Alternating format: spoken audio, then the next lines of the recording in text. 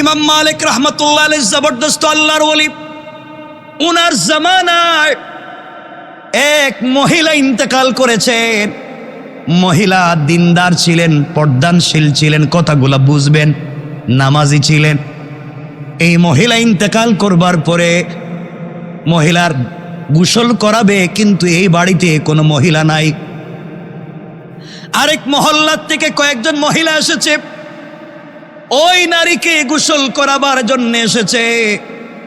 গোসল করাবার জন্যে যখন তাকে পর্দা করে গোসলখানায় নিয়ে গেল, যেই মহিলা মৃত মহিলাকে গোসল করাবে সে আগে থেকেই তাকে চিনত। গোসল করাতে গিয়ে শরীর থেকে যখন কাপড় সরিয়ে দিয়েছে, লজ্জাস্থান থেকে পুরা বডি থেকে যখন কাপড় সরিয়ে দিয়েছে, যেই মহিলা গোসল করাতে গিয়েছে ওই মহিলা ওই মৃত নারীর রানের উপরে হাত রেখে হঠাৎ বলে ফেলেছে, আজ তোমার গোসল আমি করাচ্ছি। আর তোমাকে না একদিন আমি দেখছিলাম একটা ছেলের সঙ্গে হাত ধরে ঘুরে বেড়াতে, এক ছেলের সঙ্গে তোমাকে একদিন হাত ধরে ঘুরে বেড়াতে দেখেছি। পাবলিক তোমাকে কত ভদ্র মনে করত, কত তুমি পর্দা করে চলতে, মানুষ তোমাকে তাহাজ্জুদ গুজার মনে করত, তোমার স্বামী তোমাকে আমানতদার মনে করত, পাবলিক তোমাকে বড় ভদ্র নারী জানতো। আর তোমাকে আমি আরেক ছেলের সঙ্গে দেখছি। এই কথা বলবার সাথে সাথে যেই নারী গোসল করাচ্ছিল তার হাতটা ওই মৃত নারীর রানের সঙ্গে আটকে গেল, একবার আঠার মতো আটকে গেল। হাত আর ছুটে না, অনেক চেষ্টা করে হাত ছুটানো যায় না। এক পর্যায়ে এলাকার হুজুরদেরকে বলা হলো কি করা যায়। ইমাম সাহেব আর কি করবে? ইমাম সাহেব ফতোয়া দিলেন, এক কাজ করেন, যেহেতু মহিলা মরে গিয়েছে আর ওই জিন্দা জীবিত নারীর হাত আটকে গিয়েছে, জীবিত নারীর হাত কাটার কথা আমি বলতে পারি না, যেহেতু মৃত মানুষ, রানের ওই অংশটুকুন চামড়াটুকুন কেটে দেন, হাত ছুটে যাবে। যার স্ত্রী মারা গেছে এই স্বামীকে কথা মানবে? কথা কন। বলতেছে না আমার স্ত্রীর চামড়া কাটা যাবে না, প্রয়োজনে তোমার বউর হাত কাটো। এখন হে বেচারার কি কয়, আমরা আইছিলাম আরেক গ্রাম থেকে আপনার বউরে গোসল করাইতাম, এখন আমার বউর হাত কাটবেন আপনি? কেউ যখন ফতোয়া দিতে পারে না, পুরো দেশের আলিম কি করবেন? অর্ধেক দিন চলে গিয়েছে, ওই নারীর হাত ছুটে না, কথাগুলা বুঝবে। লম্বা সময় চলে গেল, শেষ পর্যন্ত সবাই মিলে এই দেশের সব থেকে বড় মুফতি যিনি ছিলেন ইমামে মালিক রাহমাতুল্লাহ আলাইহির কাছে গেলেন। তিনি শুনলেন, তিনি বললেন পর্দা করে একটা জায়গায় রেখে দাও। সবাই বলছে হুজুর অর্ধেক দিন চলে গিয়েছে, ওই মহিলার অজু ইস্তেঞ্জার প্রয়োজন, গোসল করবে, প্রস্রাব করবে, খাবার খাবে, কিন্তু হাত ছুটে না, তাকে ওই মহিলার কাছ থেকে আনাও যায় না। কি করব বুঝতেছি না, পুরো এলাকায় মাতম চলতেছে, কান্নাকাটি চলতেছে, কি হয়েছে বুঝতে পারলাম না। এক পর্যায়ে ইমাম মালিক কাছে আসলেন, মহিলাকে বললেন ঘটনা কি হয়েছে তুমি বলো। আমার কাছে রাডার আছে, আমার কাছে সমস্যার সমাধান আছে, কোরআন হাদিস আছে, মিথ্যা বলবো না, সত্য কথা বলো, কি হয়েছে? মহিলারও চালাক, হুজুরে উল্টা বুঝায়। আছেন এমন লোক, দেখবেন হে ফেরেশতার মতো, কিছু জানে না। হে কয় হে নাকি গাঁজা খায় না, হে ফেনসিডিল বিক্রিও করে না। পুলিশ যখন ফিডানি শুরু করছে, কয় খাই, আমিও খাই, আমার বাপও খায়। এখন কইতেছে, আগে কিন্তু স্বীকার করে না। আমার বন্ধুগণ, ইমাম মালিক বললেন কি হয়েছে বলো। মহিলা বলতেছে জানি না, আমি এসে এখানে তিলাওয়াত করতেছিলাম, হঠাৎ দেখি হাত আটকে গেছে। হে নাকি তিলাওয়াত করতেছিল, হে তিলাওয়াতে ছিল, আর হাত হঠাৎ আটকে গেল।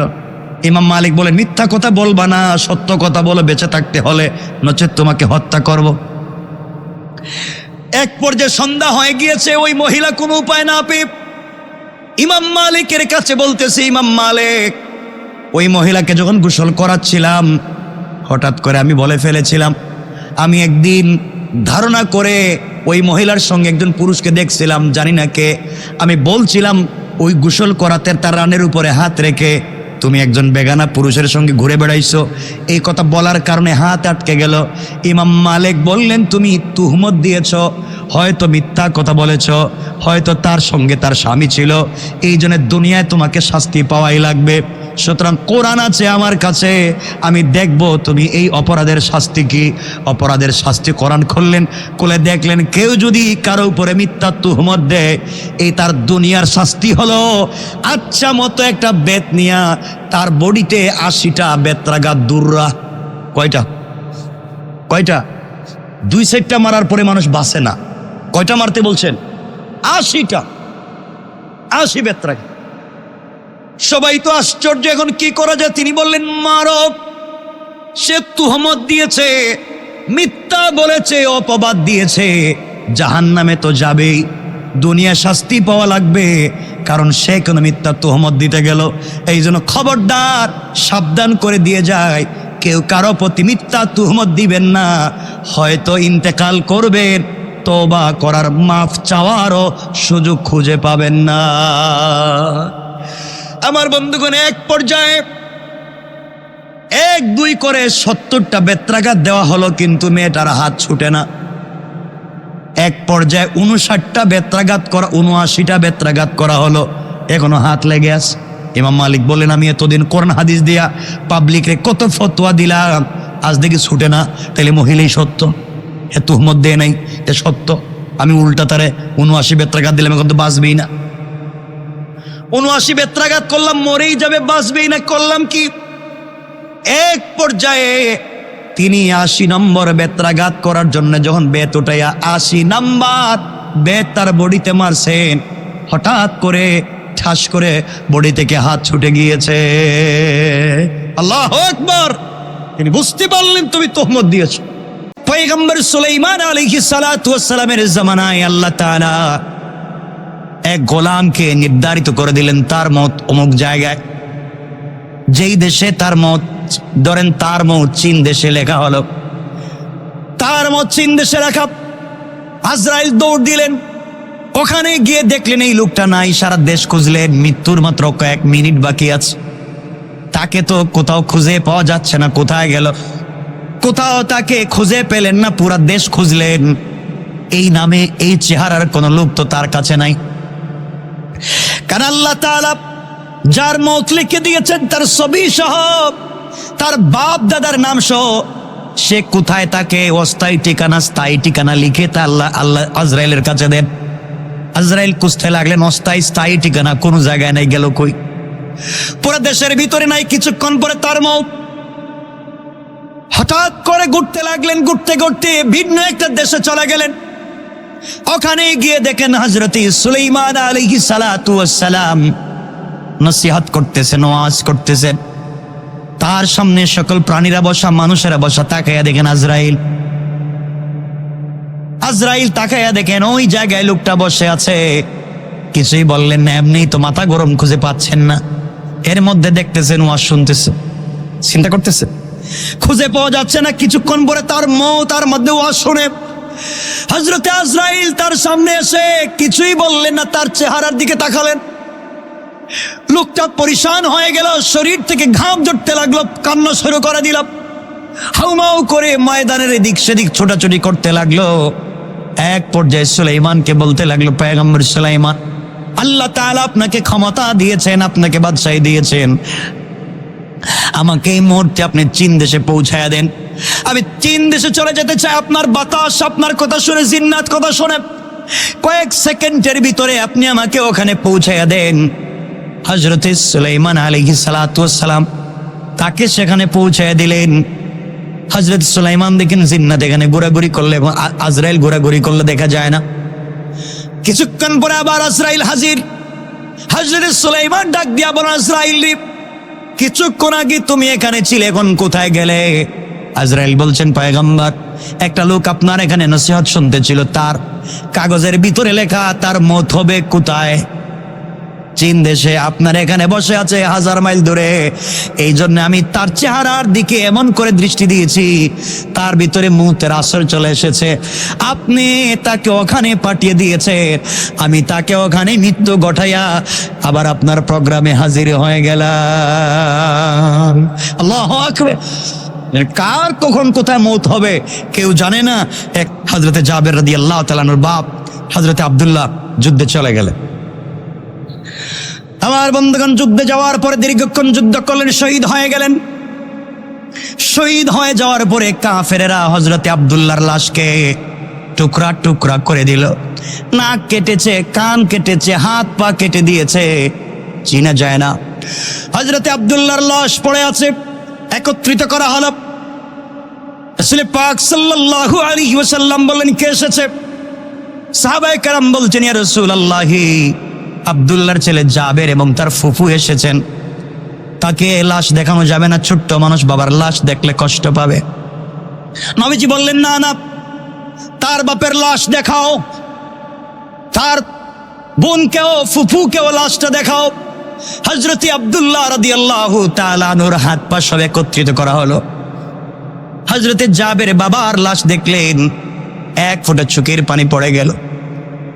বোন তার ভাইয়ের লাশ দেখে হাউমাউ করে কাঁদতে লাগলেন। নবীজি ডাক দিয়া বলেন, ও সাহাবীরা, কার কান্নার আওয়াজ শোনা যায়?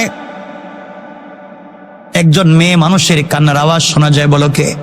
সাহাবায়ে কেরাম বলছেন, ইয়া রাসূলুল্লাহ, আব্দুল্লাহর বোন হাউমাউ করে কাঁদতেছে। নবীজি বলেন, সাহাবীরা রে, যতক্ষণ পর্যন্ত আব্দুল্লাহর লাশ এই জামিন থেকে উঠানো না হবে, ততক্ষণ পর্যন্ত আল্লাহ রহমতের হাজারো লাখো কোটি ফেরেশতা আমার আব্দুল্লাহর লাশকে ঘিরে তার জন্য রহমতের দোয়া করে করে বাতাস দিতে আছে। আল্লাহু আকবার।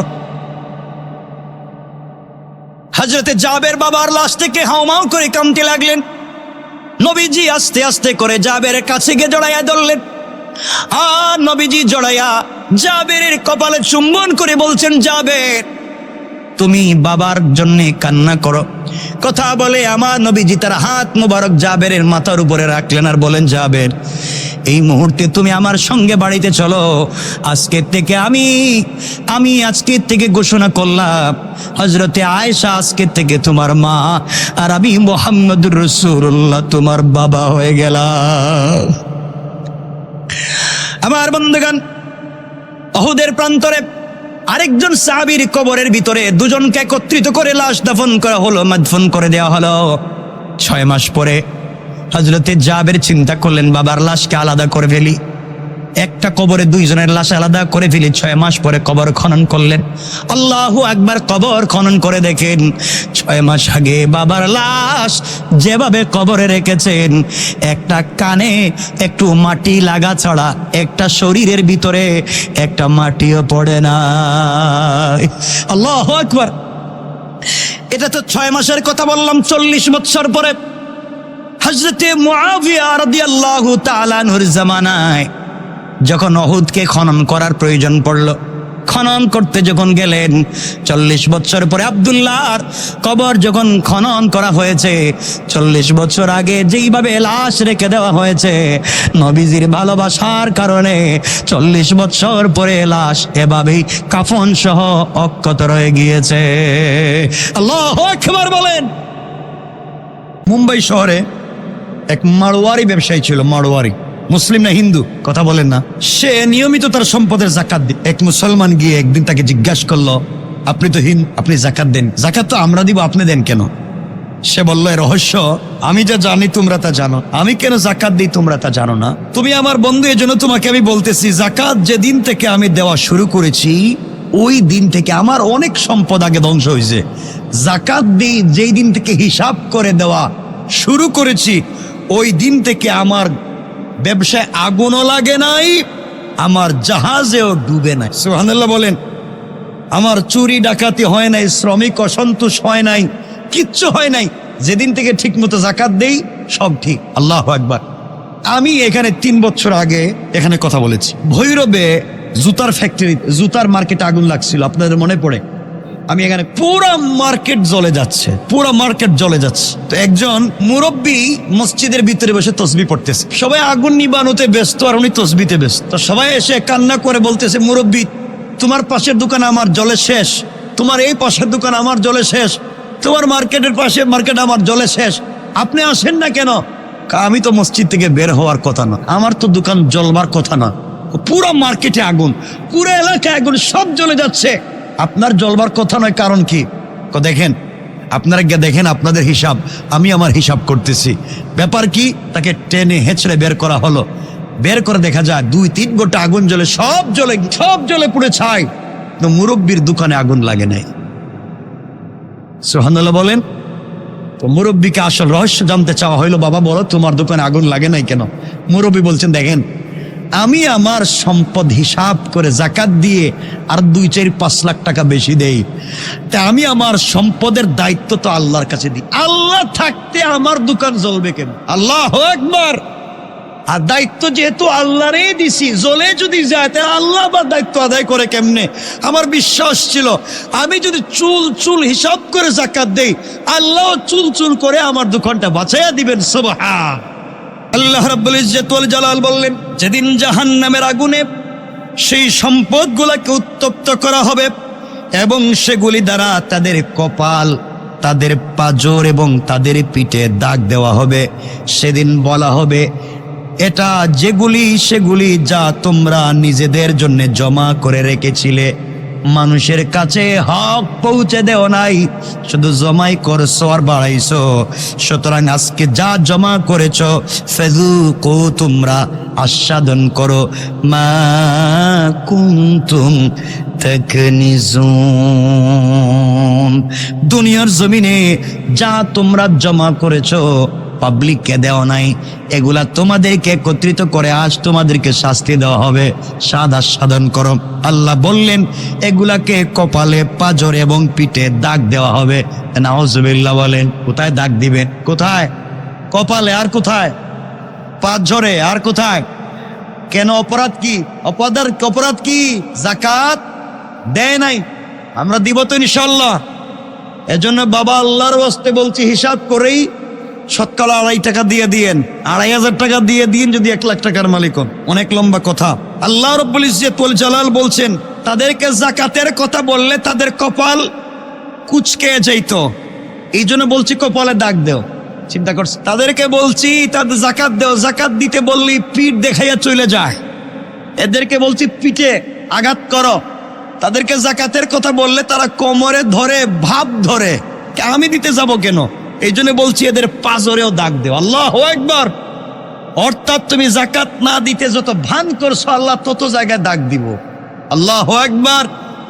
জাকাত দিব তো ইনশাআল্লাহ। সবাই বলেন না ইনশাআল্লাহ। ভাই আমাদের যাদের নাই, আল্লাহর কাছে দোয়া করেন, আল্লাহ এই রমজানে আমাকে কবুল করো, রমজানে লাইলাতুল কদরে আমাকে কবুল করো, আগামী বছর রমজান আওয়ার আগে আগে আমাকে জাকাত দেওয়ার মতো সম্পদ দিয়ে দাও। জাকাত দিলে সম্পদ কমে? বলেন কমছে? কেউ বলছে আমার জাকাত দিতে দিতে নাই হয়ে গেছে। আরে এমন কি যদি কোনো অমুসলিমও জাকাত দেয়, আল্লাহ বলছেন তার সম্পদও তিনি বাড়াইয়াছে। সুবহানাল্লাহ বললেন না? আমাদের সময় কম, আমি বলতেছি মনোযোগ দিয়ে কয়েক মিনিটে শোন। এরপর আল্লাহ এখন এতক্ষণ সুন্দর করে বলছেন। প্রথমে বলছেন সফল কাম তারা যারা জাকাত দেয়। সফল কাম তারা কারা? কথা বলেন। এরপরে বুঝাইয়া বললেন তোমরা কেমনে কেমনে দিবা। এরপরে বললেন স্বর্ণের উপর জাকাত দেও। এরপরে বললেন যদি তোমরা না দেও তাইলে তোমাদের কিভাবে শাস্তি দিব। এরপরেও আমরা শুনলাম না। আস্তে আস্তে করে আল্লাহ বুঝাইলেন, শুনলাম না। এখন আল্লাহ রাগ, আল্লাহু আকবার বলেন। আল্লাহ রাগ করতেছেন। কোরআনে কারীমের ৬৬ নম্বর সূরা মুনাফিকুন থেকে আল্লাহ রাব্বুল ইজ্জত ওয়াল জালাল 10, 11, 12 এই আয়াতগুলোতে আল্লাহ বলতেছেন লম্বা করে। আল্লাহ রাব্বুল ইজ্জত ওয়াল জালাল বললেন, ওয়ানফিকু মিম্মা রাযাকনাকুম মিন ক্বাবলি আইয়াতিয়া আহাদাকুমুল মাউতু ফায়াকুলা রব্বি লাউলা আখখারতানি ইলা আজালিন করিব فأصدق وأكن من الصالحين ولن يؤخر الله نفسا إذا جاء أجلها والله خبير بما تعملون আল্লাহ রাব্বুল ইজ্জত ওয়াল জালাল বললেন, আমি তোমাদেরকে যা রিজিক দিয়েছি, যেই সম্পদ দিয়েছি, আমি আল্লাহ তোমাদেরকে যা দিয়েছি, মিন ক্বাবলি আইয়াতিয়া আহাদাকুমুল মাউত, মৃত্যু আসার আগে আগেই তোমরা তা থেকে ব্যয় করো। আল্লাহ বলছেন, আমি তোমাদেরকে যা দিয়েছি দুনিয়ার জমিনে, মৃত্যু আসার আগে আগে দান করো। কারণ দুনিয়ায় যা রেখে যাইবা তোমার এক পয়সাও কাজে আসবে না। ইন্তেকালের পরে তোমার ভাই বোন, তোমার সন্তানেরা এই সম্পদ নিয়ে মারামারি করতে গিয়ে তোমার কবর পর্যন্ত শুধু গুনাহ পৌঁছাইয়া দিবে। ঠিক কিনা বলেন? লাইলাতুল কদর সকলের দরকার। আমরা খুব সংক্ষেপ করে কথাগুলো শুনবো।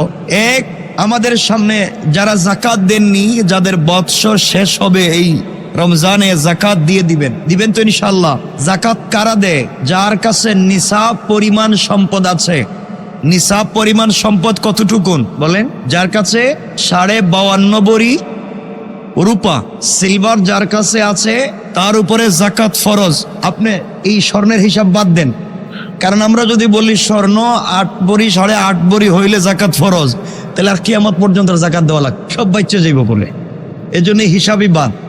কারণ 1 ভরি স্বর্ণের দাম 1.5 লক্ষ টাকা, প্রায় কম বেশ নাকি? তো এখন 8 ভরি 8.5 ভরি হতে গেলে তো বহুত টাকার দরকার, প্রায় 12-13 লাখ টাকার দরকার। 12-13 লাখ টাকা সবার নাই, কিন্তু 75 টাকা আছে।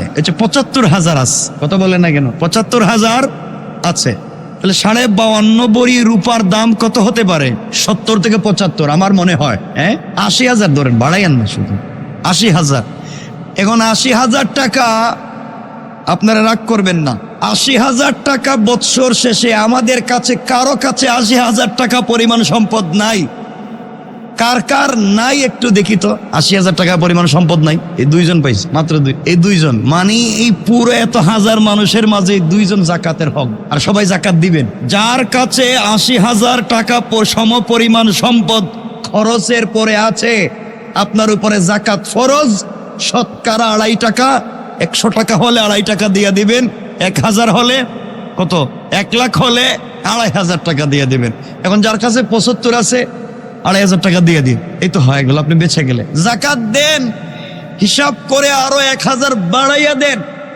আল্লাহ রাব্বুল ইজ্জত ওয়াল জালাল বলেছেন, লান তানালুল বিররা হাত্তা তুনফিকু মিম্মা তুহিব্বুন। পৃথিবীর কোন মানুষ আমার কাছে প্রিয় হতে পারবে না, মিম্মা তুহিব্বুন, কখনোই প্রিয় হতে পারবে না, যতক্ষণ পর্যন্ত সে তার সম্পদ থেকে আমার রাস্তায় ব্যয় না করবে। লান তানালুল বিররা হাত্তা তুনফিকু মিম্মা তুহিব্বুন, যতক্ষণ পর্যন্ত সে তার সম্পদ থেকে আমার রাস্তায় দান না করবে, সে কোনোভাবেই প্রিয় হতে পারবে। খোলেন 4 নম্বর পারার পয়লা আয়াত। কি করবেন? এই জন্যে আমরা সবাই দিব ইনশাআল্লাহ। কয় টাকা? শতকরা যাদের দোকানের মাল আছে, বছর শেষে হিসাব করে দেখেন, বছরের শুরুতে জয় টাকার মাল ছিল, এখন কয় টাকার আছে? কিন্তু আমরাও তো চালাকের চালাক, মানে আমরা তো এমন চালাক, মানে কি বলতাম, সারা বছর পকেটে টাকা রাখে, যাকাত যে মাসে দেওয়া লাগবে আগের মাসে দেখবেন দোকান 2টা কিনে ফেল, নাইলে জায়গা কিনে ফেলছে, এখন আর পকেটে টাকা নাই। কখন আমার তো টাকা পয়সা নাই, চিন্তা করছেন পুরো বছর রাইকা হিসাবের আগেটা আরেক কাজে লাগায়, দেখুন তো পকেটে টাকা থাকে না। এক কথায়, আপনি যদি 100 কোটি টাকা দামের ফ্ল্যাটে থাকেন, যাকাত দিতে হবে না। 100 কোটি টাকা দামের ফ্ল্যাটেও যদি থাকেন, এটা যদি আপনার বসবাসের ঘর হয়, যাকাত দিতে হবে না। আপনি সোসাইটি মেনটেন করে যদি চলেন, এভাবেই যদি হয়, যাকাত দিতে হবে না। কিন্তু 1 লাখ টাকার যদি একটা দোকান থাকে কমার্শিয়াল, ওটার যাকাত দিতে হবে। কথা বুঝতে পারলেন? অর্থাৎ আপনি আপনার মতো করে যেই ঘরে থাকেন তার দাম 100 কোটি, যাকাত লাগবে না, কারণ আপনি বসবাস করেন আপনার বউ বাচ্চা নিয়ে। কিন্তু কমার্শিয়াল একটা স্পেস আছে, এটার 1 লাখ টাকা, যাকাত দিতে হবে। কথা পরিষ্কার? অর্থাৎ আমি আমার প্রয়োজন, আমি আমার মতো করে চলতে তার চাইতে অতিরিক্ত যা হবে তার যাকাত দিতে হবে ইনশাআল্লাহ। স্থাবর সম্পত্তি, অস্থাবর সম্পত্তি, দোকানের বিজনেস, সবকিছুর যাকাত দিতে হবে পরিষ্কার? বলেন পরিষ্কার? কারো কোনো প্রশ্ন আছে? যাকাত রূপার হিসাব করে যাকাত দিবেন, স্বর্ণের নয়। 2 নাম্বার, ফিতরা। ঈদের দিন ঈদগাহে যাওয়ার আগে ফিতরা দেওয়া। ঈদের দিন ঈদগাহে যাওয়ার আগে, পরে নয়, আগে। আপনারা তো দিবেন ওই 20, 23, 20, 21, 22 রোজায় ফিতরা দিয়ে দিবেন কেন? রাসূল পাক ঈদগাহে যাওয়ার আগে ফিতরা দিতেন, সুন্নাত। সুবহানাল্লাহ বলেন না? একই কাজ, দেখেন সফলতা কার নাম? একই কাজ ভিন্নভাবে করার নাম সফলতা। ক্লাসে যে ফেল করে, সে যে প্রশ্নের উত্তর লেখে, ক্লাসে যে 1 নম্বর হয়, সে কি প্রশ্নের উত্তর লেখে নাকি? কথা বলেন না কেন? ক্লাসে যে ফেল করে, যে সে যে প্রশ্নের জবাব দেয়, সে যে কিতাবের জবাব লেখে, পরীক্ষা দেয়, যে 1 নম্বর হয়, সে একই বইয়ের পরীক্ষা দেয়।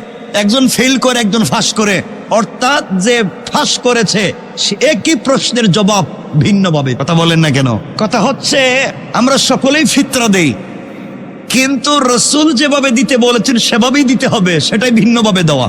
ইনশাআল্লাহ ফিতরা কার উপরে ওয়াজিব? যার উপরে যাকাত ফরজ তার উপরে ফিতরা ওয়াজিব। বলেন, যার উপরে যাকাত ফরজ তার উপরে, আবার বলেন, যার উপরে যাকাত ফরজ ফিতরা ওয়াজিব। যাকাতের সম্পদ 1 বৎসর যেতে হয়, 1 বৎসর অতিবাহিত হলে যাকাত দিতে হয়। আর ফিতরা হলো ঈদের দিন সকালবেলা, শুধুমাত্র ঈদের দিন সকালবেলা যদি আপনার কাছে যাকাত সম পরিমাণ মাল কোনোভাবে চলে আসে, শুধু ঈদের দিন সকালবেলা পর্যন্ত আপনার কাছে 75 থেকে 80 হাজার টাকা পরিমাণ সম্পদ থাকে, আপনার উপরে ফিতরা ওয়াজিব। কথা বুঝতে পারলেন? যাকাত 1 বৎসর যেতে হয়, ফিতরা শুধু ঈদের দিন সম্পদের মালিক হলেই দিতে হয়। যাকাত নিজের চাহিদার অতিরিক্ত সম্পদ থেকে দিতে হয়। আর ফিতরা আপনার গড়ি 2টা থাকলে হয়, আপনার গড়ি আছে 20টা। আপনার চশমা 5টা থাকলে হয়, আপনার আছে 30টা। আপনার পাঞ্জাবি অথবা শার্ট 5টা থাকলে হয়, আপনার আছে 50টা। আপনার জুতা 2 জোড়া থাকলে হয়, আপনার আছে 10 জোড়া। অর্থাৎ আপনি নিজের মতো করে ইচ্ছা মতো চলবার জন্য যত নিজের প্রয়োজনের অতিরিক্ত যা কিনছেন তার উপরে ফিতরা ওয়াজিব। পরিষ্কার? বলেন না পরিষ্কার? তাহলে আপনার জুব্বা, আপনার কাপড় অতিরিক্ত আছে, এটার উপরে ফিতরা। আপনার জুতা আছে, এটার উপরে ফিতরা। এক কথায় আপনি প্রয়োজনের অতিরিক্ত পোশাক কিনে রাখছেন। মহিলারা যারা আছে, আমাদের মা বোনেরা, তাদের ওয়াইড ডু খুলবেন, আলমারির শোকেস খুলবেন, দেখবেন এক এক ওয়াইড ডুর ভিতরে 2-4 লাখ টাকার কাপড় আছে। কথা বলেন না কেন? এরা শুধু কিনেই পরে না, এরা শুধু কিনেই পরে না। যেটা ডিজাইনার সেটা কিনে রাখে, কিন্তু পরে না, পরার সময় নাই। এই জন্য ফিতরা ওয়াজিব দিতে হবে। ফিতরা আপনি আপনার উপরে ওয়াজিব আপনি দিবেন। আপনার নাবালিগ ও প্রাপ্তবয়স্ক বাচ্চাদেরও যদি সম্পদ থাকে, নাবালিগ বাচ্চাদের পক্ষ থেকেও ফিতরা দিবেন। আপনার স্ত্রীরও যদি সম্পদ থাকে, আপনার স্ত্রীর, বলেন ফিতরা লাগতো না, কে আপনি দিবেন না বউ দিব? কথা বলেন না কেন? সম্পদ আপনার না স্ত্রীর, দিব কে? স্ত্রী দিব। আপনি বলে দিবেন দিয়ে দাও। স্ত্রীর যদি যাকাত পরিমাণ সম্পদ থাকে, স্ত্রী স্বর্ণ থাকে, স্ত্রীর রূপা থাকে, স্ত্রীর জায়গা জমি থাকে, স্ত্রীর উপরে যাকাত ফরজ, স্ত্রীকেই দিতে হবে। কিন্তু অনেক স্বামী আছে বউর পক্ষ থেকে দিয়ে দেয়, দেয়নি, আদায় হবে না, মাল আমার দিবেন আপনি। ওরে আল্লাহ, কি ভালোবাসা, কি ভালোবাসা! সম্পদ একজনের দিতেছে আরেকজন, কাজ হবে না। তাহলে আমরা ফিতরা দিব তো ইনশাআল্লাহ? আমাকে কথা দেন সবাই ইনশাআল্লাহ। এখানে যারা আছেন সকলেই ফিতরা দিবেন। কমপক্ষে একটা ফিতরা কয় টাকা? 115 টাকা। 115 টাকা থেকে প্রায় 3000 টাকা। 115 টাকা থেকে 3000 টাকা ফিতরা। এখন কে কত দিব? যার যে পরিমাণ সম্পদ আছে আমরা এমন দিব। সবাই 115 টাকা দিব না। একজন রিক্সাওয়ালা, ভ্যানওয়ালা, উনি যদি 115 টাকা দেয়, আপনি বাড়াইয়া দিবেন। কেউ 500 টাকা করে দিবেন, 2000 টাকা করে দিবেন, 2500 টাকা করে দিবেন। আপনার সম্পদ যেভাবে আছে আপনি ভাবে দিবেন ইনশাআল্লাহ। বলেন, বলেন না ইনশাআল্লাহ? তাহলে কয়টা কথা বলছি? যাকাত এবং ফিতরা। পরিষ্কার? কথা বলছেন না কেন বাবা? না বুঝলে তো আবার বলতেই বা আমারে। পরিষ্কার? যাকাত ফিতরা নিয়ে প্রশ্ন আছে, আসুন। আল্লাহ রাব্বুল ইজ্জত ওয়াল জালাল বলেছেন, ওয়াল্লাযীনা হুম আনিল লাগওয়ি মুরিদুন ওয়াল্লাযীনা হুম লিয-যাকাতি ফাইলুন। রব বলেছেন, কাদ আফলাহাল মুমিনুন। মুমিন তো সফলকাম ওই মুমিন যে তার যাকাত দিয়ে সম্পদকে পরিশুদ্ধ করেছে, সেই মুমিন সফলকাম। সুবহানাল্লাহ বলেন। আজকে আমরা শুধু সম্পত্তি জমা করতেছি আর গণনা করতেছি। সূরা আল মাআরিজে ৮ নম্বর আয়াত থেকে আল্লাহ বলেছেন, ইয়াউমা তাকুনুস সামাউ কাল মুহল, একদিন আসমান বিগলিত তামার মতো ফুটা ফুটা হয়ে পড়বে। ওয়া তাকুনুল জিবালু কাল গাইহিন, পাহাড়গুলো রঙিন সুতার মতো উড়ে যাবে। ওয়ালা ইয়াসআলু হামিমুন হামিমা, কলিজার টুকরা বন্ধু পর্যন্ত বন্ধুর খবর রাখবে না। ইউবাসসিরুনহুম ইয়াওয়াদ্দুল মুজরিমু লাউ ইফতাদি মিন আযাবি ইয়াউমিদিন বিবানি, ওই দিন আপনি আপনার কলিজার টুকরা সন্তানকে ডাকবেন আর বলবেন, বাচ্চা তোমার জন্য সম্পত্তি জমা করতে যাকাত দেইনি, তোমার জন্য বাড়িঘর করতে গিয়ে ফিতরা পর্যন্ত দেইনি, তোমার জন্য সম্পত্তি ঠিক করতে গিয়ে সাদাকা পর্যন্ত দেইনি, আজ তুমি আমাকে বাঁচাও। ইয়াউমিদিন বিবানি, ও কলিজার টুকরা সন্তান আমাকে বাঁচাও। ওয়া সাহিবাতিহি ওয়া আখি, ও কলিজার টুকরা স্ত্রী আমাকে বাঁচাও। ও আমার ভাই বোন তোমরা আমাকে বাঁচাও। ওয়া ফাসিলাতিহি আল্লাতী তুওয়ি, ও আমার দলের লিডার গোষ্ঠীর মুরব্বী তুমি আমাকে বাঁচাও। ওয়ামান ফিল আরদি জামিআন সুম্মা ইউনজি, আসমান জমিনের সব দিয়ে আল্লাহর কাছ থেকে বাঁচতে চাইবে। আল্লাহ বলবেন, কাল্লা ইন্নাহা লাযা, কাল্লা ইন্নাহা লাযা, কখনই তোমাকে ছেড়ে দেব না, তোমাকে লেলিহান অগ্নিতে জ্বালাবো। যে আগুন নাজ্জাআতাল লিশওয়া, যে আগুন চামড়া থেকে মাথার চুলের গোড়া থেকে পায়ের পাতা পর্যন্ত জ্বালায়, হাড্ডি জ্বালায়, গোশত জ্বালায়, চামড়া জ্বালায়, রূহ জ্বালায় না। নাজ্জাআতাল লিশওয়া তাদউ মান আদবারা ওয়া তাওয়াল্লা, যাদের জন্য সম্পত্তি জমা করতে গিয়ে তুমি আমার পথে দান করো নাই তাদেরকে ডাক দেও। কেন তোমাকে আজকে এত শাস্তি দিচ্ছি? এর পরের শব্দে আল্লাহ বলছেন, ওয়া জামাআ ফাআওয়া, ওয়া জামাআ ফাআওয়া, সম্পত্তি শুধু জমা করেছ আর পুঞ্জীভূত করেছ, সম্পত্তি শুধু জমা করেছ আর বাড়িয়েছ। ওয়া জামাআ ফাআওয়া, আমি বলেছি যাকাত দাও, যাকাত দেও নাই, আমি বলেছি সাদাকা করো, সাদাকা করো নাই, আমি বলেছি ফিতরা দাও, ফিতরা দেও নাই। ওয়া জামাআ ফাআওয়া, সম্পত্তি জমা করেছো, পুঞ্জীভূত করেছো, বাড়িয়েছো। কোরআনে কারীমের 30 নম্বর পারা সূরা হুমাযার মধ্যখানে আল্লাহ বলছেন, আল্লাযী জামাআ মালান ওয়া আদ্দাদা, সম্পত্তি জমা করেছো আর গণনা করেছো, আজকে হিসাব দাও, আজকে হিসাব। পেরেছেন? কেউ বাঁচাবেন। এই জন্য আমরা মহাবিপদে, যার পয়সা আছে মহাবিপদে আছেন। আল্লাহর ওয়াস্তে হিসাব করে যাকাত দেন, আল্লাহর ওয়াস্তে হিসাব করে যাকাত দেন। আমরা সময় নিয়ে এই কথাগুলো আজকে বলতেছি, মনোযোগ দিয়ে ইনশাআল্লাহ দিব তো। আমরা বলেন না, অসুস্থ হলে আমরা টাকা পয়সা খরচ করি না, করি না? আপনারা কেন যাকাত দেন না? যাকাত দিয়ে দেন। সম্পত্তিকে পরিশুদ্ধ করে বরকত দিবেন কে? জোরে বলেন কে? সুযোগ থাকলেই আপনি ফিতরা দিন। সুতরাং আল্লাহ রাব্বুল ইজ্জতুল জালাল আলোচ্য আয়াত থেকে বলেছেন, সফল কাম হয়েছে মুমিনগণ যারা নিজেদের নামাজে বিনয় এবং নম্রতা প্রদর্শন করে, নামাজে বিনয় এবং নম্রতা প্রদর্শন করে, জানা অনর্থক কাজ থেকে নিজেকে বিরত রাখে, আর যারা যাকাত দানে সক্রিয় থাকে, আল্লাহ বলছেন তারা সফল কাম করেন। সুবহানাল্লাহ। যাকাত এটা ইসলামের স্তম্ভের একটা।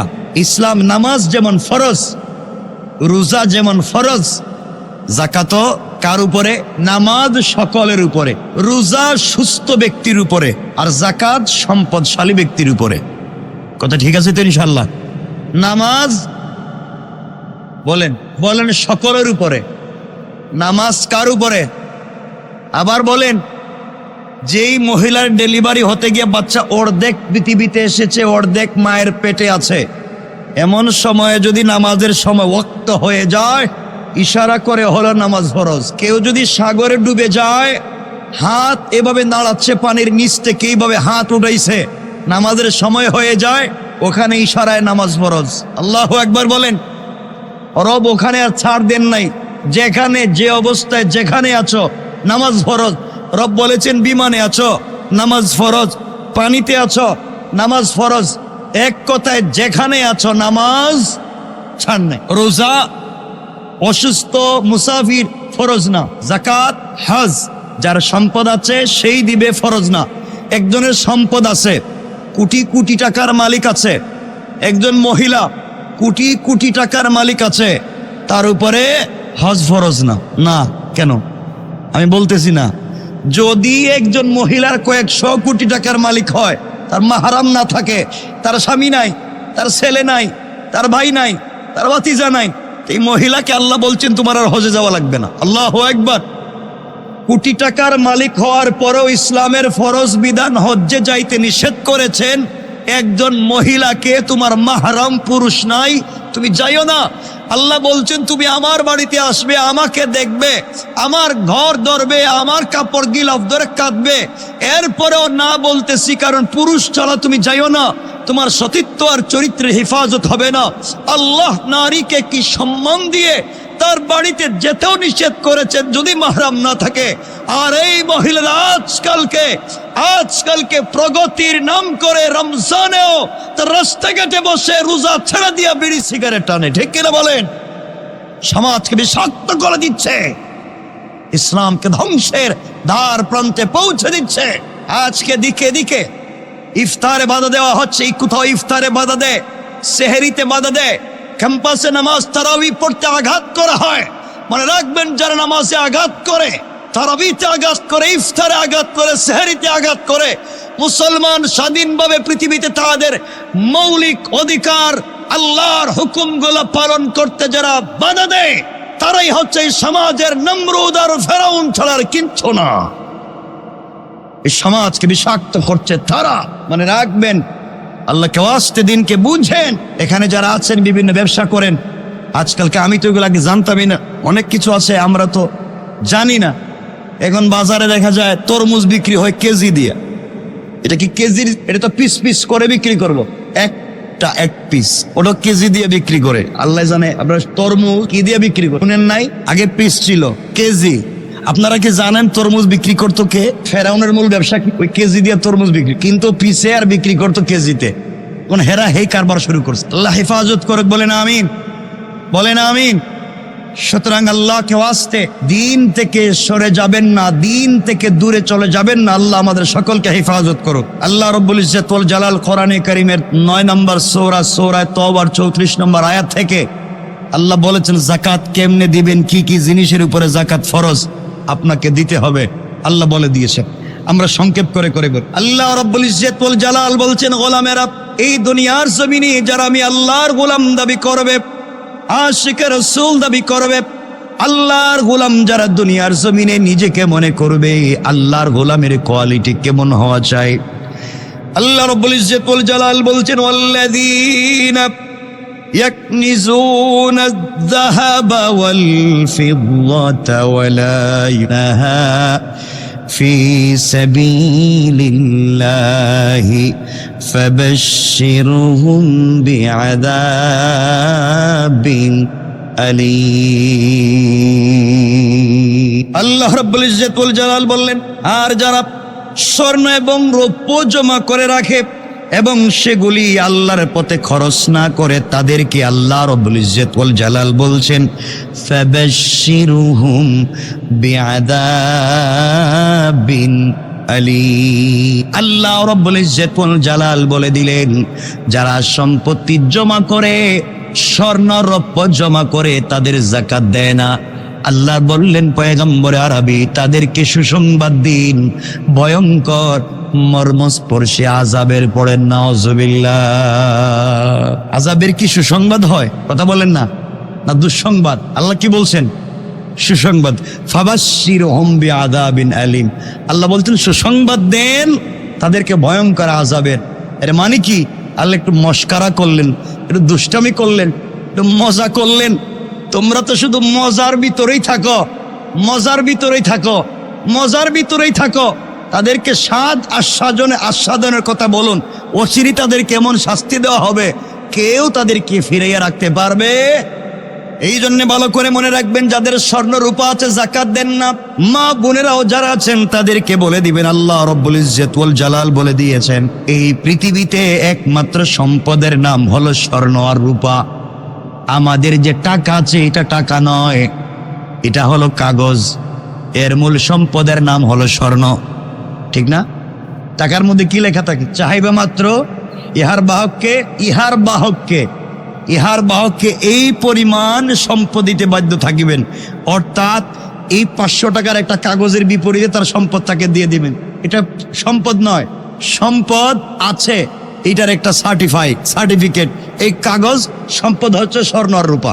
এজন্য পৃথিবীতে দেখবেন বড় বড় রাষ্ট্র যারা, এরা স্বর্ণ এবং রূপাকে মজুত করে এবং এটা দিয়ে দাম বাড়ায়। দাম যে বাড়ে কমে দেখেন না আপনারা। আল্লাহ আমাদেরকে হেফাজত করুক। বলেন আমার মুসলমান বন্ধুগণ, কথাগুলো মনে রাখবেন। আল্লাহর পথে খরচ করা মানে কি? আল্লাহর নির্দেশিত জায়গায় গুলা খরচ করতে হবে। আল্লাহ বলছেন জাকাত দেও, আপনাকে জাকাত দিতে হবে। জাকাত দেওয়ার জন্য রাস্তায় লাইন ধরাইয়া দাঁড় করাইয়া দিলেন, লিস্ট করে মানুষকে নিজের বাড়িতে নিয়ে আসলেন। কসম রব্বে পাকের জাতের, আপনার জাকাত আদায় হবে না। জাকাত হলো এমন গরিবের সম্পদ, আপনি অবশ্যই তার ঘর পর্যন্ত, তার বাড়ি পর্যন্ত আপনি তাকে পৌঁছে দেওয়া ফরজ। তাকে আপনার বাড়িতে এনে নয়, আপনি তার বাড়িতে গিয়ে তার হাতে পৌঁছে দিবেন। কথা বলেন। জাকাত আমাদের সম্পদের অতিরিক্ত যেটা, এটার মালিককে, গরিব মালিককে দিছেন কে? আল্লাহ দিয়ে বলছেন, ও টাকাওয়ালা, আমি মনে করেছি তুমি আমানতদার, এই জন্য তোমার কাছে সম্পত্তি দিলাম। তোমার প্রয়োজনের বেশি যেটা, এটা তোমার নয়, এটা গরিবের। আমার পক্ষ থেকে তার বাড়িতে পৌঁছে দিও। এখন আমরা ডিম, বাচ্চা তো খাইছে ডিম শুদ্ধ খেয়ে ফেল। কথা বলেন না কেন? আল্লাহ বলছেন তোমাকে যেটা দিয়েছি এটা তোমার, অতিরিক্ত যেটা এটা তোমার নয়, আমার পক্ষ থেকে আমার নির্দেশিত জায়গায় দিয়ে দিও ইনশাআল্লাহ। তাহলে আমাদের বাড়িতে এনে জাকাত দিব না গরিবের বাড়িতে গিয়ে দিব? কথা বলেন। রাসূল বাড়িতে গিয়ে দিতেন, রাত্রেবেলা নিজে যাইতেন। আবু বকর ওমর রাত্রেবেলা যাইতেন, জাকাত নিয়ে হাতে দিতেন। একদিন তো হযরতে ওমর বাইরে হয়েছেন জাকাত দিতে গিয়ে, যারে বলছেন ভাই এই যে আমি জাকাত নিয়ে আসছি, আমিও তো নিয়ে, আমরা লোক কইতাম দিয়ে দেন। আনছেন যখন দিয়ে দেন। ওমর বলতেছেন আমিও তো জাকাত নিয়ে আসছি, ও বলতেছে আমিও তো জাকাত নিয়ে আসছি। দুজন বাইরে হয়েছেন, রাস্তায় গিয়ে আরেকজনের পাইছেন গভীর রাত্রে হাঁটতেছে, ভাই আমাদের কাছে কিছু সম্পদ আছে জাকাতের, আপনি কি নিবেন? তোমাদের কাছে কেমন আছে? তারা দেখাইলেন এই যে আমাদের কাছে জাকাত। হে বলতেছে আমার কাছে তো ডাবল জাকাত নিয়ে ঘুরছে। সুবহানাল্লাহ বলেন না। জাকাত ভিত্তিক যদি রাষ্ট্র ব্যবস্থা প্রতিষ্ঠিত হয়ে যায়, এই সমাজ আর গরিব থাকবে না, সকল ধনী হয়ে যাবে। আজকালকে পুঁজিবাদের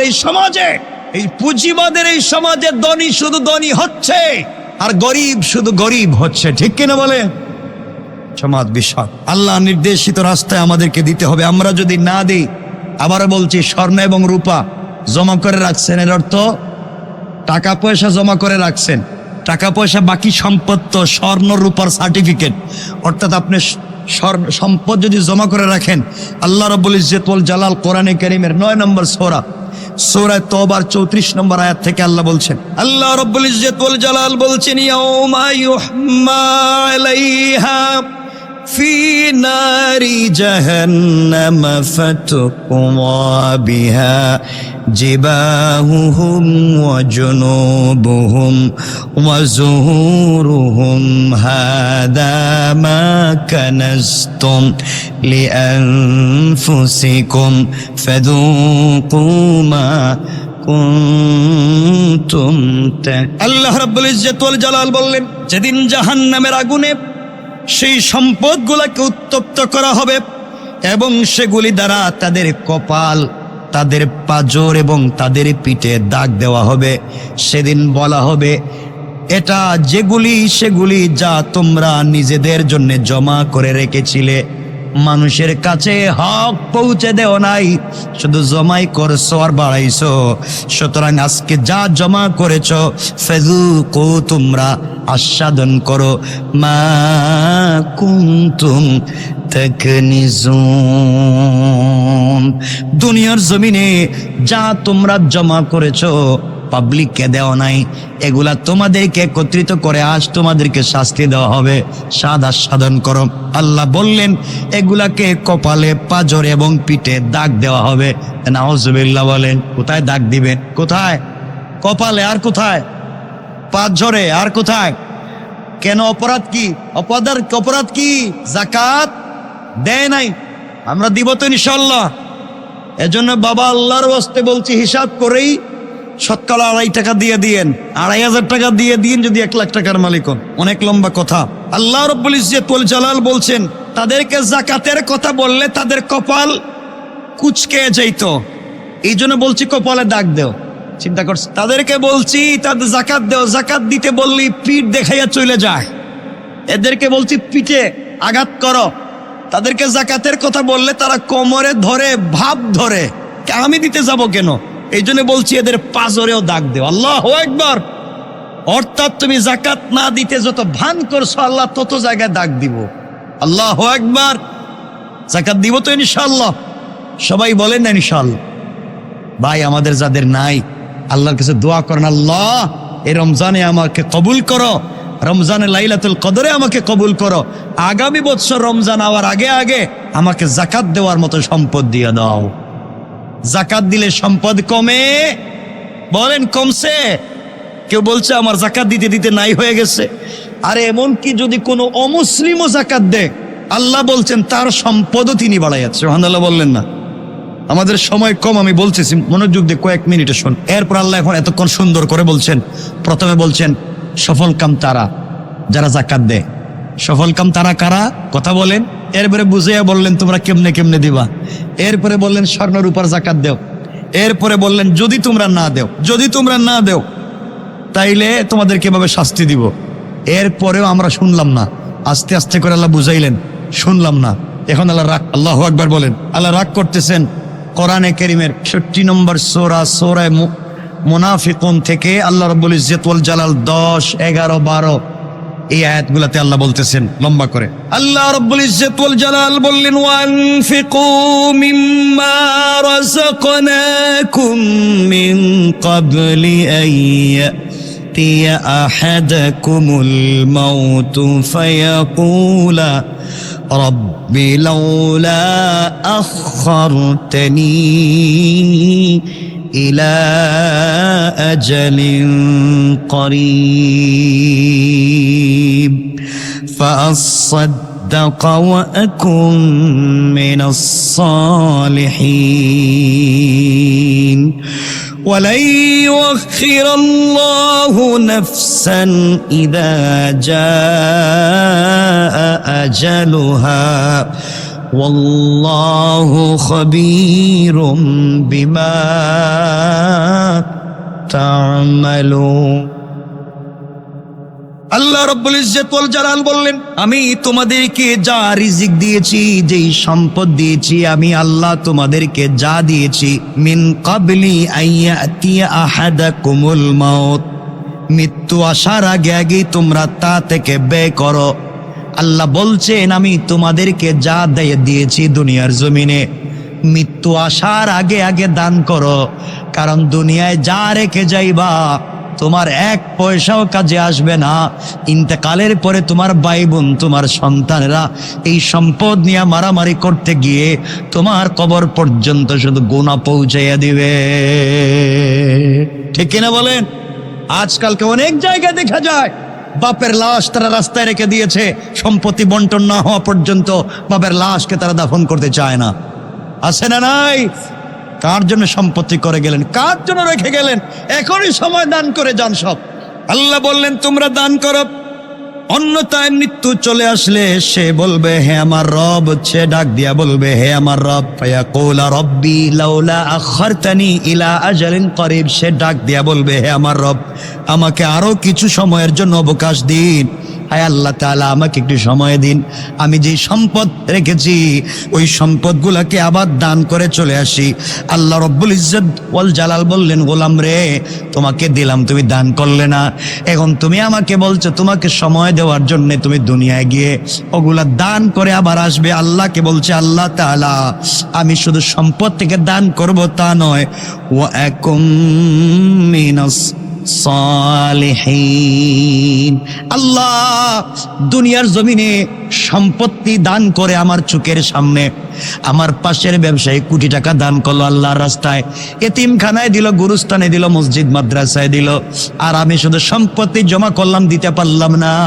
আল্লাহ তুমি আমাকে কিছু সময় দান করো, আমারও তো পয়সা ছিল, পয়সা আছে, ব্যবসা বাণিজ্য আছে, এই সম্পদ থেকে আমিও দান করে আসব। এরপরে আল্লাহকে বলছো ওয়াকুম মিনাস সালিহিন, আর আমিও তোমার নেককারদের অন্তর্ভুক্ত হয়ে আসব। পড়েন সুবহানাল্লাহ। সে আল্লাহর কাছে বলছে, আল্লাহ আমাকে এবার ছেড়ে দাও, আমাকে এইবারের মতো ছাড়ো, আমি আবার যাই, যা সম্পদ আছে আমি ওগুলো দান করে আসি। পাশের বাড়ির লোক, পাশের বাসার লোক, পাশের ঘরের ব্যবসায়ী, তারা কেমনে কেমনি এত দান খয়রাত করলো, আমি পারলাম না। আল্লাহ আমারও তো সম্পদ ছিল, তুমি আমাকে দাও, আমি ওগুলা দান করে নেককারদের অন্তর্ভুক্ত হয়ে আসি। আল্লাহ রাব্বুল ইজ্জত ওয়াল জালাল বলবেন যাও, যাও বলবেন, তা আপনারা বললেন যাও, এর সুযোগ নাই, আর নাই। আল্লাহ যদি কাউকে ধরে ফেলে, রব বলছেন জুক ইন্নাকা আনতাল আজিজুল কারীম, জুক। ওখানে গিয়ে বলবেন মজা, জুক মানে আরবিতে বলা হয় খুব খুব স্বাদের কোন জিনিসকে বলা হয় খাও, জুক, স্বাদ আস্বাদন করো। আল্লাহ বলছেন যাও, তুমি না দুনিয়া বড় ভালো মানুষ ছিলা, ইন্নাকা আনতাল আজিজ, মহাপরাক্রমশালী ছিলা, খুব ভাব ধরতা, তোমার ক্ষমতা আছে, তোমার পয়সা আছে, তোমার বাড়িঘর আছে, খুব ভাব ধরতা, জোক, যাও। ফেরেশতারা ধরো, খুযুহু ফাগুল্লু, এরা ধরো, থুম্মাল জাহিম সাল্লু, এরা ধরো, এর হাত ভেঙ্গে বুকের ভিতর দিয়ে ঢুকাও, আর পিছন দিকে বের করো, আর গাড় মটকায়া পিছন দিকে করো, হাতে পায়ে বেড়ি লাগাও, টেনে টেনে জাহান্নামে নিয়ে যাও। বড় ভাব ধরছিলা, তোমার না ক্ষমতা আছে, তোমার না পয়সা আছে, তোমার না 10 তলা বাড়ি আছে, তোমার না মিল ফ্যাক্টরি আছে, সম্পদ আছে, মজা খাও। তাহলে আল্লাহ কি ছেড়ে দিবেন? তা আপনি যে বলেন আল্লাহ আমারে ছাড়েন, আমি দান করে আসি, নেককারদের অন্তর্ভুক্ত হয়ে আসি, আল্লাহ কি ছাড়বেন? এই জন্য আগেই বলছেন মরার আগে দান করে আসো, ধরলে কিন্তু ছাড়তাম না। আল্লাহু আকবার। দেখেন আল্লাহ কি উত্তর দিচ্ছেন। আল্লাহ রাব্বুল ইজ্জত ওয়াল জালাল বলছেন, বান্দারে তুমি আমার কাছে সময় চেয়েছো, বান্দা ভালো করে শোনো। আল্লাহ বললেন ওয়ালাই ওয়াখিরাল্লাহু নাফসান ইদা জাআ আজালুহা ওয়াল্লাহু খাবীরুম বিমা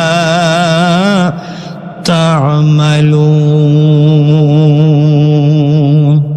আল্লাহ রাব্বুল ইজ্জত ওয়াল জালাল বলতেন, শোনো, যখন কারো নির্ধারিত সময় উপস্থিত হয়ে যাবে, তখন আল্লাহ তাকে কিছুতেই অবকাশ দিবেন না। তোমরা যা করো সে সম্পর্কে আল্লাহ বিশেষভাবে অবগত। অর্থাৎ কারো মৃত্যুর সময় চলে আসলে 1 সেকেন্ড, 1 মুহূর্ত সময় দেওয়া হবে না, দুনিয়ার জমিন থেকে বিদায় নেওয়া লাগবে। সুতরাং এই পৃথিবীতে বেঁচে থাকা অবস্থায় আমরা দান করব, বলেন ইনশাআল্লাহ। তখন বুঝালেন। এরপরে অনেকে আমরা মনে করছি ওখানে গেলে হয়তো বেঁচে যাইমু, আমাদের তো অনেকে আমাদের বন্ধু বান্ধব আছে, এরা হয়তো আমাদেরকে বাঁচিয়ে দিব, আমরা এগুলো ভাবতেছি। দেখেন আল্লাহ তাআলা এরপরে কোরআনে কারীমের 104 নম্বর সূরা, যেটা আগে বলেছিলাম, সূরা হুমাযার 4 থেকে 9 নম্বর আয়াতে আল্লাহ রাব্বুল ইজ্জত ওয়াল জালাল বললেন, কাল্লা লা ইউনবাদান্না ফিল হুতামা ওয়ামা আদরাকা মাল হুতামা নারুল্লাহিল মুকাদাতুল্লাতী তাত্তালিউ আলাল আফইদা নাহা আলাইহিম সাদা ফি আমাদিম মুমাদ্দাদা। আল্লাহ রাব্বুল ইজ্জত ওয়াল জালাল বলেন, সাবধান করে দিলাম, কাল্লা, সাবধান করে দিলাম বান্দারে, সে অবশ্যই নিক্ষিপ্ত হবে হুমাজায়। যে বেচারা সম্পদ থাকবার পরেও দান করে না, সাদাকা করে না, দান খয়রাত করে না, সম্পদ জমা করে আর বাড়াইতে থাকে, যেখানে দেওয়ার সেখানে ঠিক মতো দেয় না, দান যেখানে করবার কথা ওখানে করে না, বে জায়গায় দান খয়রাত করে। আল্লাহ বললেন সাবধান, সে অবশ্যই নিক্ষিপ্ত হবে কোথায়? হুতামায়। আল্লাহ বলছেন কাল্লা লা ইউমবাদান্না ফিল হুতামা, তাকে নিক্ষিপ্ত করা হবে হুতামা। কোথায়? হুতামা কি? আল্লাহ বলছেন মা আদরাকা মাল হুতামা, যে এক জাহান্নামের নাম। মা আদরাকা মাল হুতামা, এটা হুতামা কি? কেমন জাহান্নামের নাম হুতামা? আল্লাহ রাব্বুল ইজ্জাতুল জালাল বললেন নারুল্লাহিল মুকাদ্দাতুল্লাতী তাত্তালিউ আলাল আফইদা। হুতামা হলো এমন প্রজ্বলিত আগুনের নাম যা হৃদয় পর্যন্ত গ্রাস করে ফেলে, অর্থাৎ মাথার চুলের গোড়া থেকে পায়ের পাতা পর্যন্ত পুরা বডিতে দাউ দাউ করে আগুন জ্বলবে, জিহ্বা কলিজা সব জ্বালিয়ে ভস্ম করে দিবে, কিন্তু ওই ব্যক্তির রূহ মরবে না। নাউজুবিল্লাহ, জোরে বলেন। কি পরিমাণ কষ্ট হবে চিন্তা করেন। ছটফট করবে শুধু আগুনে, ছটফট করবে আগুনে। মত অপরাধ তো বলছেন না কেন? অপরাধ কি? কাউরে গালি দিছে? অপরাধ কাউরে গালি দিছে? অপরাধ নামাজ পড়ে নাই? অপরাধ রোজা রাখে নাই?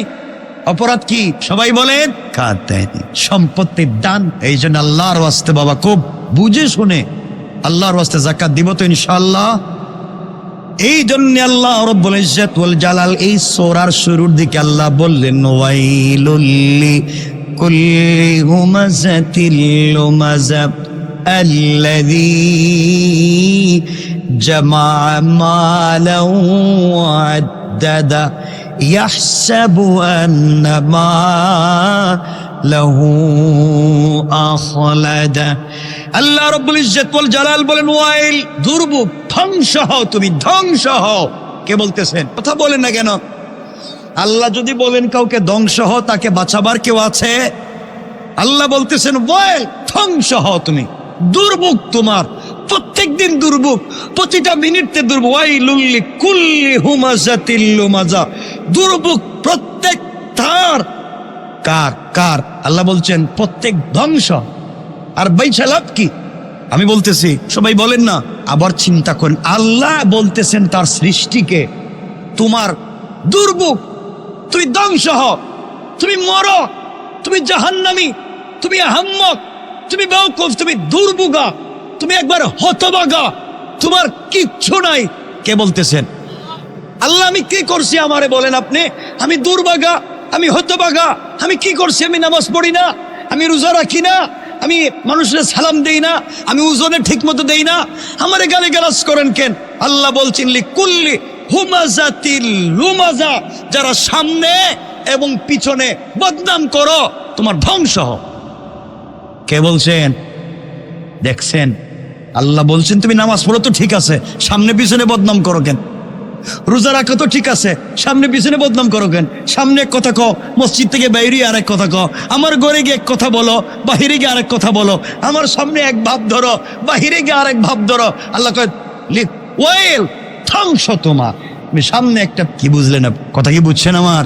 তাহলে বোঝা গেল আমরা সব দেওয়ার পরেও আল্লাহ বলতেছেন ধ্বংস। অপরাধ, সামনে আর পিছনে কথা বলা, এই কাজ আমরা করি না। না, আমরা এগুলাতে নাই। আমরা তো মোটামুটি ফেরেশতা পর্যায়ে এগুলো তো করতে পারি। এই জন্য আল্লাহ বলছেন দুর্ভোগ যারা সামনে এবং পিছনে নিন্দা করে তাদের। আর দুর্ভোগ কার? আল্লাযী তারও জামা মালা ওয়া আদ্দাদা, যে সম্পত্তি জমা করে আর গণনা করে, তারও দুর্ভোগ। কেন সে সম্পত্তি কেন জমা করে? সে মনে করে, আল্লাহ বলছেন ইয়াহসাবু আন্না মালাহু আখলাদা, সে মনে করেছে তার এত সুন্দর বাড়ি, এত সুন্দর ফ্ল্যাট, এত এত কোটি টাকা, সব টাকা পয়সা সম্পদ দুনিয়ার জমিনে তাকে বাঁচাইয়া রাখবে। কিন্তু সে জানে না যখন তার কাছে মওত চলে আসবে, পৃথিবীর কোন ল দিয়া, আইন দেয়া, অর্ডার দেয়া, পৃথিবীর কোন সৃষ্টি জিনিস দেয়া, আমি আল্লাহ যাকে মেরে ফেলতে চাই, পৃথিবীর কেউ তাকে বাঁচাইয়া রাখতে পারবে? তাহলে পুরো আলোচনায় বুঝলাম আজকে আল্লাহ ধ্বংস বলছেন দুই গ্রুপ মানুষকে। কয় গ্রুপ? কার কার? যে সামনে পিছনে আমরা আজ থেকে করব। আর কেউ যদি করেন, মুখের উপরে বলবো তুমি এই না ভালো কাজ করো, আবার বদনাম করো কেন, তুমি ধ্বংস। কে বলছেন? আর কে?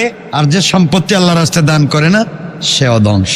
আল্লাহ হেফাজত করে। বলেন আমরা আর লম্বা করতে চাই না, 1 মিনিটে আমি একজন হিন্দু মারওয়ারির এক কথাটা বলে আমরা আলোচনাকে শেষ করে দিচ্ছি। মুম্বাই শহরে আমরা আজকে তাফসিরে পুরো আলোচনা করবো, এটা নিয়ে পুরো আলোচনা। এই আরেকটা কথা, সময় যেতে চলে গেছে, আমি এই কথা বলে দিচ্ছি। মুম্বাই শহরে এক মারওয়ারি ব্যবসায়ী ছিল, মারওয়ারি, মুসলিম না হিন্দু কথা বলেন না, সে নিয়মিত তার সম্পদের জাকাত দিত। এক মুসলমান গিয়ে একদিন তাকে জিজ্ঞাসা করলো, আপনি তো হিন্দু, আপনি জাকাত দেন, জাকাত তো আমরা দিব, আপনি দেন কেন? সে বলল, এ রহস্য, আমি যা জানি তোমরা তা জানো, আমি কেন জাকাত দিই তোমরা তা জানো না। তুমি আমার বন্ধু, এজন্য তোমাকে আমি বলতেছি, জাকাত যেদিন থেকে আমি দেওয়া শুরু করেছি ওই দিন থেকে আমার অনেক সম্পদ আগে ধ্বংস হয়েছে। জাকাত দিই যেই দিন থেকে হিসাব করে দেওয়া শুরু করেছি ওই দিন থেকে আমার ব্যবসায় আগুনও লাগে নাই, আমার জাহাজেও ডুবে নাই। সুবহানাল্লাহ বলেন। আমার চুরি ডাকাতি হয় নাই, শ্রমিক অসন্তোষ হয় নাই, কিচ্ছু হয় নাই। যেদিন থেকে ঠিক মতো জাকাত দেই সব ঠিক। আল্লাহু আকবার। আমি এখানে 3 বছর আগে এখানে কথা বলেছি, ভৈরবে জুতার ফ্যাক্টরি, জুতার মার্কেটে আগুন লাগছিল, আপনাদের মনে পড়ে? আমি এখানে পুরা মার্কেট জ্বলে যাচ্ছে। তো একজন মুরব্বী মসজিদের ভিতরে বসে তসবিহ পড়তেছে, সবাই আগুন নিবানোতে ব্যস্ত আর উনি তসবিতে ব্যস্ত। তো সবাই এসে কান্না করে বলতেছে, মুরব্বী তোমার পাশের দোকান আমার জলে শেষ, তোমার এই পাশের দোকান আমার জলে শেষ, তোমার মার্কেটের পাশে মার্কেট আমার জলে শেষ, আপনি আসেন না কেন? আমি তো মসজিদ থেকে বের হওয়ার কথা না, আমার তো দোকান জ্বলবার কথা না, পুরো মার্কেটে আগুন, পুরো এলাকায় আগুন, সব জ্বলে যাচ্ছে, আপনার জ্বলবার কথা নয়, কারণ কি? দেখেন, আপনারা গিয়ে দেখেন আপনাদের হিসাব, আমি আমার হিসাব করতেছি। ব্যাপার কি? তাকে টেনে হেঁচড়ে বের করা হলো, বের করে দেখা যায় 2-3 গোটা আগুন জ্বলে, সব জ্বলে পুড়ে ছাই, তো মুরব্বীর দোকানে আগুন লাগে নাই। সুবহানাল্লাহ বলেন। তো মুরব্বীকে আসল রহস্য জানতে চাওয়া হইলো, বাবা বলো তোমার দোকানে আগুন লাগে নাই কেন? মুরব্বী বলছেন, দেখেন আমি আমার সম্পদ হিসাব করে জাকাত দিয়ে আর 2-4-5 লাখ টাকা বেশি দেই, তা আমি আমার সম্পদের দায়িত্ব তো আল্লাহর কাছে দিই, আল্লাহ থাকতে আমার দোকান জ্বলবে কেন? আল্লাহু আকবার। আর দায়িত্ব যেহেতু আল্লাহরই দিছি, জ্বলে যদি যায় তাহলে আল্লাহ আবার দায়িত্ব আদায় করে কেমনে? আমার বিশ্বাস ছিল আমি যদি চুল হিসাব করে জাকাত দেই, আল্লাহ চুল করে আমার দোকানটা বাঁচাইয়া দিবেন। সুবহান। এটার নামই হচ্ছে জাকাত। আল্লাহ আমাদেরকে কবুল করুক, জয় বলেন আমিন। আল্লাহ বলছেন জাকাত দে, ওয়াল্লাহু লা ইউহিব্বু কুল্লা কাফফারিন আসীম। আল্লাহ বলছেন যারা অস্বীকার করে, যারা জাকাত দেয় না, আল্লাহ তাদেরকে করবেন। পড়েন নাউজুবিল্লাহ। শেষ কথা হলো, আজকে 18 রমজান, 19 রমজান বাকি আছে, আগামী রবিবার 20 রমজান আসরের পরে এতেকাফ বসবেন। অনেকেই বসবেন না ইনশাল্লাহ? না, নিয়ত নাই। এতেকাফে বসবেন তো ইনশাল্লাহ? বসবেন। এতেকাফের অনেক সওয়াব। আমরা আজকে তাফসিরে এটা নিয়ে আলোচনা করব, তাফসিরে এ নিয়ে আমরা আলোচনা করব। এতেকাফ নিয়ে সবাই আসবো 20 তারিখ আসরের পরে আমরা চলে আসবো ইনশাল্লাহ। আমরা এটা নিয়ে কথা বলবো। এতেকাফ এত সওয়াবের এক কাজ, আমরা যদি জানতাম তাহলে বাড়িঘর ফালাইয়া সব চলে আসতো। এজন্য আসবো ইনশাল্লাহ। সোহাগ, কি তার নাম?